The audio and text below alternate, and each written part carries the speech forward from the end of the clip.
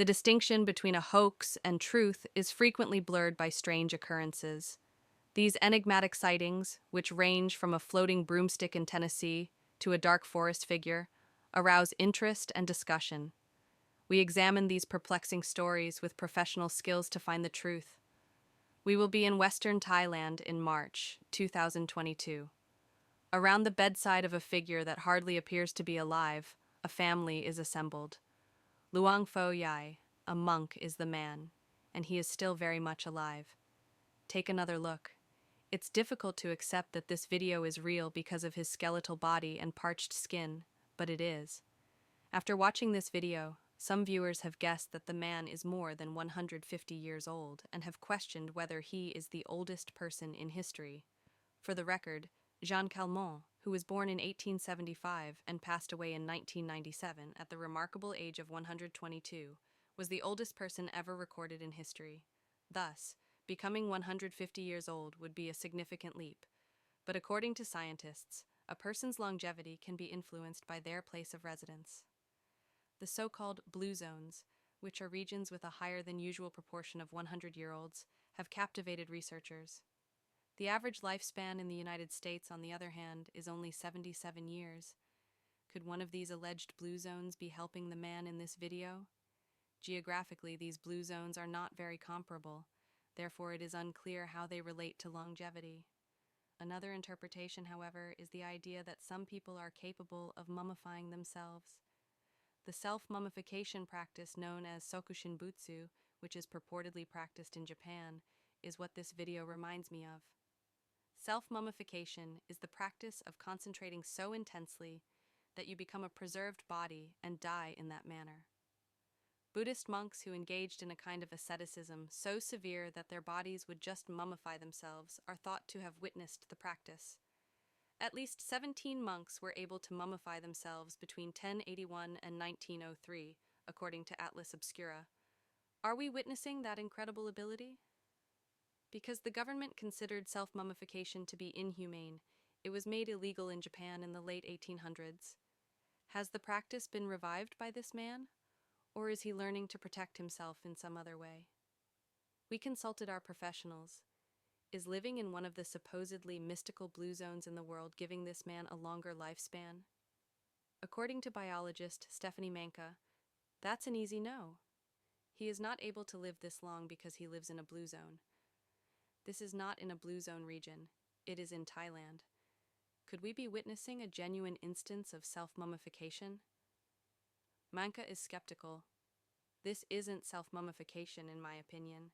You are aware that he is just older and that his muscles have deteriorated and his skin has endured a lot over the years. He's not trying to become a sokushinbutsu, as it seems he intends to be cremated after he dies. According to Manka, this might just be a resolute monk delaying the inevitable with a trained, concentrated mind. Your mental state can have a significant impact on your physical well-being. Studies have shown that monks may alter their interior core temperature by a few degrees Fahrenheit simply by meditating. Since he has been able to maintain such a low level of stress, perhaps as a result of meditation, I firmly believe that mind over matter could have contributed to his longevity. Ed Hope, an emergency physician, believes that Luang's advanced age and appearance are related to his food intake. Luang most likely eats a very low-key diet and abstains from other habits that could hasten aging, such as smoking and consuming alcohol. Research supports the idea that cutting calories slows down aging, but it cannot stop sarcopenia, which is the inevitable deterioration of muscles. Thus, penia indicates a diminution of, while sarco means muscle. Thus, we are witnessing a decrease in muscle mass. He appears extremely fragile since the cells he generates now are not as good as the ones he generated in the past. But according to Hope, there may be another more significant aspect at play here. Human lifespan is limited, and your genetic makeup will mostly determine how long you live. He is undoubtedly also reaping the benefits of sound genetics. Even if you lead an extremely healthy life, you won't live as long as Luang here. Given that she continued to smoke until she was 117 years old, the French woman who has lived the longest, Jean Calment, must have had extremely fortunate genes because she lived to be 122 years old. We also looked into the claim that Luang, who is 150 years old, is the oldest guy still alive. As it turns out, it's only a rumor that went viral online.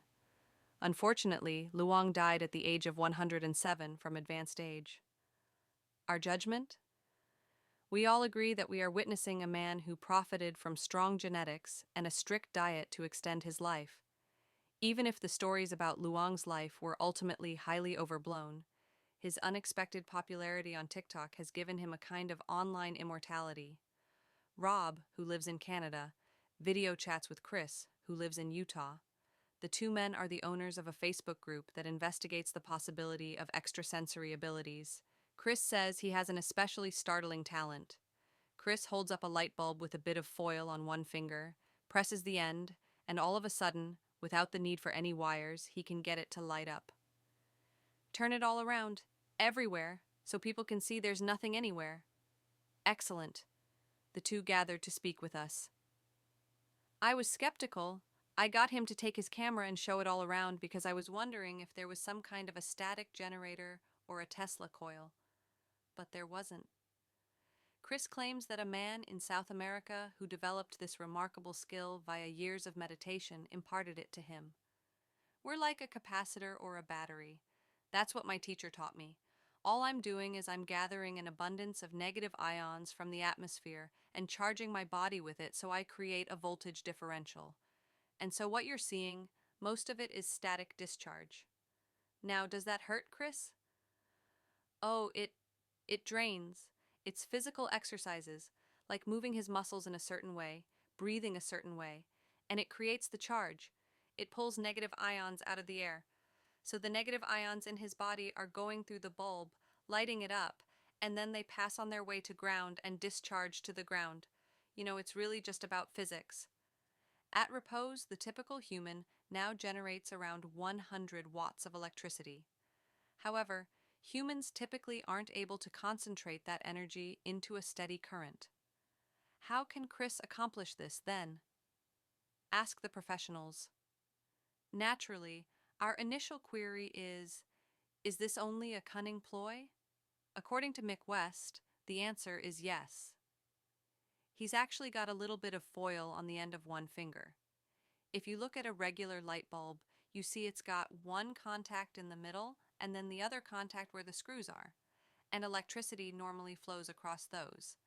But if you stick a battery and a small bulb inside the light bulb, you can actually create a trick light bulb that will light up when attaching a bit of aluminum foil to the two contacts. And I think that's all that's going on here. Perhaps, however, that isn't the trick. According to Dr. Hakeem Oluseye, it's feasible that he's conducting electricity from somewhere else, rather than gathering ions from the air. Our bodies are 50% water, and the water in our bodies is a pretty good conductor of electricity. The body can hold a voltage if he's directly connected to a source of power, and he can transfer that voltage to the bulb, causing it to illuminate. Therefore, Chris may be deceiving us by connecting himself to a low voltage current. But even a small sustained amount could have damaging effects. A current going through your body, particularly if it goes through the heart, it'll upset the heart's rhythms. So the first question may be, how are they surviving this? Chris and Rob told us that there were no wires or trick bulbs involved, and they even showed us this power in a novel way. Let me hold your hand. Okay, and I'm going to take the bulb, and I'm going to touch it to the ground of the table. There it is. There we go. If you look around the table, there's nothing attached to the table. There's nothing attached to Chris. It's not a trick light bulb. I can't make it go on by touching it. No way, no how. But if I grab his hand, then I can do it. Ow! Laughs. Our professionals were fairly certain that this was a fake. Even though we were not physically present with Chris and Rob, their demonstration was rather impressive. We will refer to this as an unexplained trick, because we are unable to explain how he is accomplishing it. It is 2 days after Halloween on November 2nd, 2021. Luca Botta is in the Nashville, Tennessee suburbs, driving his truck along a residential street. Suddenly, he notices something that prompts him to apply the brakes, grab his phone, and record this. Hey, so out making deliveries, and what is this? Look, it's just floating. Something seems to be floating alone for 30 feet. And look more closely. Is that a broom? Luca exits his vehicle to look around. Seriously, it's just floating. What might this be? Soon after, Luca posts his video to TikTok in an attempt to find the answers. And everyone has an opinion, says author Alexis Brooks. There were plenty of comments, everything from amazement to, "This was a hoax." But Luca maintains that this was an authentic video. It had no photoshopping or whatever. Could this peculiar occurrence be explained by the season? Many people have a great belief in ritualistic activities, and Halloween is just around the corner. I wouldn't be surprised if there were experiments, let's call them that, being conducted with witchcraft practitioners. A French manuscript from 1451 contains the oldest known illustration of a witch using a broom. According to some anthropologists, the connection between witches and brooms may have its origins in pagan fertility rites. This is something quite common. Though it's not talked about, that doesn't mean it's not practiced. In the Wiccan religion, a besom, which is a broom made out of twigs tied around a stick, is said to be used as an instrument of purification to cleanse a space for rituals. Now, whether or not any spells were used to keep this broomstick in our video afloat, that's for our experts to decide. We start with Michael Primo, a forensic video analyst. Could this video be a hoax, even though Luca denies it? When the user zooms into this object from inside of his vehicle, the depth of field between the smudging on the windshield and the object is significantly different, and thus is not a result of some sort of camera artifacting. So the object is there. No evidence of photoshopping or CGI was detected. We then show meteorologist Juan Hernandez the video. One important influence can be the weather. Is this a kite after all? The way that the solar radiation comes into the Earth drives a lot of the processes in the atmosphere. That could potentially lead to some minor changes in weather. Potential geomagnetic storms that can create enough electromagnetism to cause power outages. So the sun does cause different kinds of phenomena, but not this floating broomstick. Looking at the wind from Nashville on that particular day, the average speed was between 5 and 10 miles per hour. Winds of at least 5 miles per hour are sufficient for the average kite to take off. However, Hernandez claims that he sees an issue even in the best of circumstances. When we look at a flying kite, you'll see that kite move to the left, move to the right, descend, or ascend. The witch's broomstick is stationary. There's no movement, which rules out the presence of a kite. But hold on, is it conceivable for something to float in midair on its own? According to physicist Matthew Sidagis, it is, despite popular belief. So, levitation does exist in real life. It relies on something called superconductivity, and we do it all the time in laboratories, and you can find all kinds of videos online, people using superconductors and levitating them over a track. However, Sidagis adds that there is a catch. Superconductors need to be near the magnetic surface. We're talking a few inches away, not tens of feet as in this video, and it only works at cold temperatures, liquid nitrogen temperatures.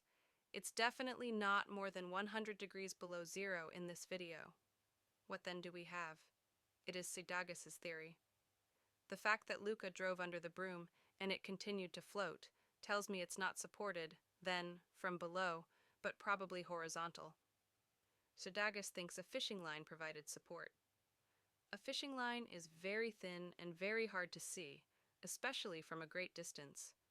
You can use fishing line to suspend objects, and that's how special effects, in fact, were done in Hollywood movies before we had CGI, and it was only a few days after Halloween.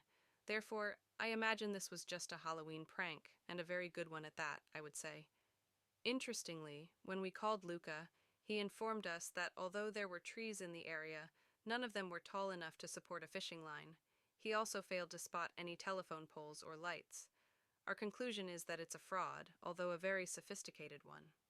Actually, according to Luca, the broom vanished later, indicating that someone had moved on to Thanksgiving decor. The year is March 2011. In his free time, Scott Carpenter, a systems administrator for a small software company in East Tennessee, is researching Bigfoot when this enigmatic video is captured by his trail camera. Look toward the top left corner of the screen. However, it's a difficult angle. Did you miss it? It was only after he went home and watched the video that Scott realized what had happened. He then created this improved magnification which appears to show a dog's head bouncing between the tree branches. I noticed the movement. I conducted some research, spoke with a few folks, and explained what I had. You could see the nostrils opening and shutting as it took breaths. That's a dogman, they say. Dogman encounters are relatively new, but reports appear to be growing quickly, according to field researcher Ken Gerhard. Eyewitnesses will appear on well-known podcasts to share their experiences, accounts, and anecdotes. The interactions are frequently quite spooky. Roadkill is a common food source for dogmen. As cars pass, it chases and claws at them. Whatever it is a terrible beast. Michigan is where the dogman craze originated. When a man named Micah Grusa captured the now famous film known as the Gable film in 2007, a local tale about the half-man, half-hound that had initially caught fire in 1987 exploded once more. A creature is seen creeping on all fours, standing upright, and then charging the cameraman in what appears to be an ordinary home video.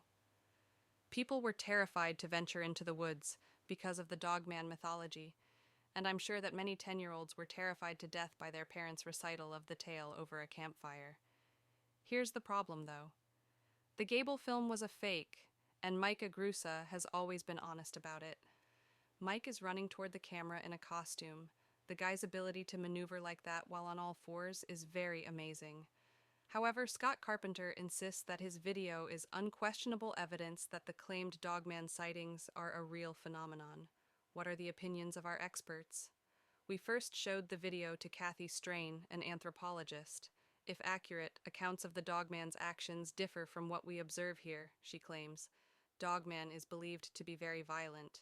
Additionally, they will run you down if you are in their space and will do all in their power to get you out. Since a dogman would have attempted to chase Scott away, I don't think the video depicts one. This led us to examine the film more thoroughly, and Michael Primo, our main man, found nothing suspicious about the original tape.